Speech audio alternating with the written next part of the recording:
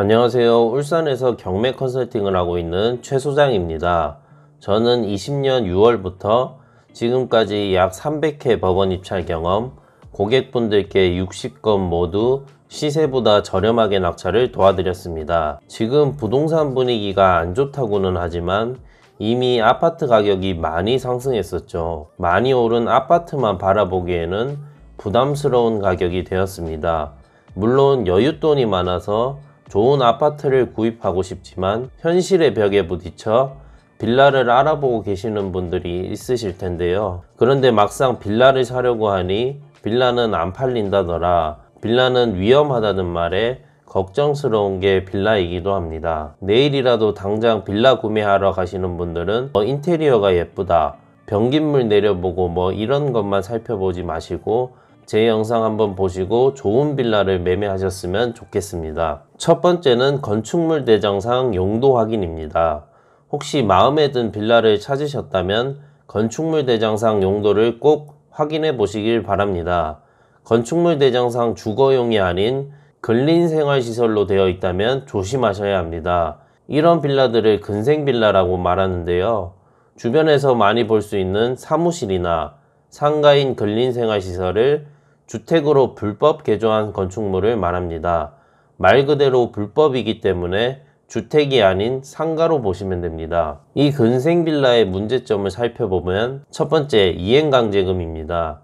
본래 용도인 상가에 맞지 않게 불법으로 개조한 것이기 때문에 단속 중에 건축물 위반으로 걸린다면 원상복구가 될 때까지 이행강제금을 내야 합니다.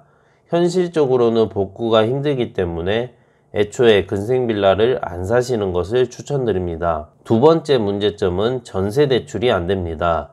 애초에 주택이 아니기 때문에 전세자금 대출이 불가능하고 당연히 전세보증보험도 가입하기 어렵습니다. 세 번째는 세금인데요.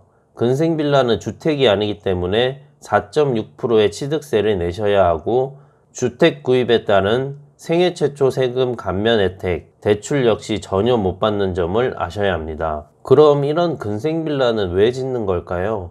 궁금하실 수 있는데요. 건축주 입장에서는 근린생활시설로 허가를 받을 경우 주차장 면적을 줄이고 다른 부분을 더 넓게 지을 수 있기 때문입니다. 따라서 근생빌라는 건축주 입장에서는 더 넓게, 더 높게 지을 수 있으니 이익을 더 많이 남길 수 있는 구조입니다. 여러분들은 빌라 매매하시기 전에 건축물 대장을 꼭 한번 확인하시길 바랍니다.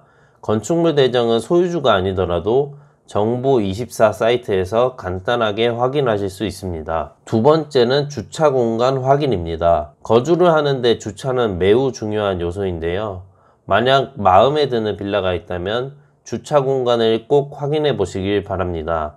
직접 주차를 한번 해보시고 차문도 한번 열어보세요. 잘 열린다면 건축업자들이 필로티 기둥 위치까지도 세심하게 신경을 썼다는 이야기고 다른 부분도 세심하게 신경 써서 건축했을 확률이 높습니다. 그리고 이중주차로 인해 서로 차를 빼달라고 계속 연락을 주고받아야 하는 곳보다는 일렬 주차장이 훨씬 살기 편할 것입니다. 금액대가 많이 차이가 안 난다면 되도록 주차가 편리한 빌라를 선택하시는 것이 좋습니다. 세 번째는 청소 상태 확인인데요. 다음은 빌라 입구를 들어갈 때 바닥을 한번 살펴보세요. 먼지가 가득하고 쓰레기, 전단지가 널브러져 있다면 그런 빌라는 피하시길 바랍니다. 빌라 특성상 아파트와는 달리 관리사무소가 따로 있지 않고 주민들끼리 공동으로 운영하는 경우가 많은데요. 그런데 빌라 입구부터 지저분하다, 빌라 전체적인 관리가 잘 되어 있지 않을 확률이 높습니다. 그런 빌라들은 주민들끼리도 사이가 안 좋을 확률도 높습니다. 예를 들어 엘리베이터가 고장난다거나 건물 외벽이 파손돼도 그대로 방치할 확률이 높겠죠. 빌라를 보실 때 청소 상태는 한 번씩 확인해 보시길 바랍니다. 네 번째는 음식물 쓰레기통 위치 확인인데요. 빌라마다 음식물 쓰레기 처리 방식인데요. 어떤 곳은 큰 통에 음식물 쓰레기 봉투 담아 배출하고 어떤 동네는 개인 음식물 쓰레기통에 스티커를 붙여서 배출하기도 합니다. 음식물 쓰레기통 위치도 한번 확인해 보시길 바랍니다. 저층 세대일 경우 냄새가 바로 올라올 수 있거든요. 특히나 여름일 경우 냄새가 바로 올라오기 때문에 굉장히 불편할 수 있습니다. 이런 냄새까지 고려해서 음식물 처리를 운영하고 있다면 다른 부분들까지도 신경 써서 운영하고 있다는 뜻이겠죠. 다섯 번째는 빌라 가격이 유난히 싸다면 의심하셔야 됩니다. 1층이라면 저층이기 때문에 저렴할 수 있는데요. 1층이 아니고 3층, 4층인데도 싸다? 불법 확장이 되어 있을 수 있습니다. 보통 4층 이상 빌라를 지을 때 햇빛을 가리지 말라고 일정 거리를 띄어 건물을 지어야 하는데요. 그러다 보니 9m 이상, 즉 4층부터는 옆집 경계선으로부터 거리가 더 멀어져야 합니다. 따라서 아래층인 3층보다 좁게 4층을 만드는 경우가 많이 생기는데요. 이럴 때 3층 지붕 바닥의 일부를 4층에서 외부 공간으로 쓸 수가 있고 이를 베란다라고 합니다. 베란다는 거주 용도가 아니기 때문에 연면적에서 당연히 제외가 되는데요. 즉 베란다는 지붕이 없어야 합니다. 지붕을 씌워서 활용한다면 건축법상 1조권을 침해하는 건물로 불법이 됩니다. 그럼 베란다 불법 확장을 어떻게 알아보냐? 건물의 외관을 보면 쉽게 알 수 있습니다. 원래 건물과 불법으로 확장된 부분은 건축 재질이 다른 경우가 상당히 많습니다. 그리고 확장된 벽에 마감 이음새가 어색한 경우도 많습니다. 3층과 4층 사이 모퉁이 부분이 재질이 다른 공간이 있다면 의심을 한번 하셔야 합니다. 그리고 이게 싼 건지 비싼 건지 정확히 모르는 경우가 있을 수 있는데요. 그럼 실제 주변 비슷한 조건의 빌라들이 얼마에 거래되는지 확인해 보시길 바랍니다. 확인해 보는 방법은 부동산 플래닛이라는 사이트를 이용하시면 됩니다. 왼쪽 메뉴에 매수를 희망하시는 빌라 지번을 입력하고 우선 그 빌라 실거래를 확인합니다. 이때 신축 빌라라면 실거래 데이터가 없을 수 있는데요. 그러면 준공연차를 5년 이내로 설정해 주시고 한번 확인해 보세요. 아참, 이때 거래 연도는 3년이나 5년 이내로 설정하는 것을 추천드립니다. 너무 오래된 실거래가보다는 최근 거래된 실거래가가 참고할 만하기 때문이죠. 자세한 시세조사 방법이 궁금하신 분들은 위에 영상 태그를 걸어 두었으니 참고해 보시면 좋겠습니다. 여섯 번째는 입지입니다. 예를 들어 신축 빌라만 덜렁 있고 주변에 아무 인프라가 없다면 피하시는 게 좋습니다.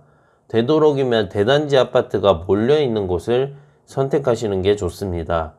보통 대단지가 밀집되어 있는 곳들은 학군, 교통, 상권 등 생활 인프라가 잘 갖춰졌을 확률이 높습니다. 혹시나 나중에 팔 때도 이런 빌라들이 더 잘 팔릴 확률이 높습니다. 마지막은 너무 큰 평수는 피하시는 게 좋습니다. 평수가 큰 빌라는 상대적으로 관리비, 각종 공과금 등의 비용 부담이 커서 추후 매매하거나 임대할 때 불리할 수 있습니다.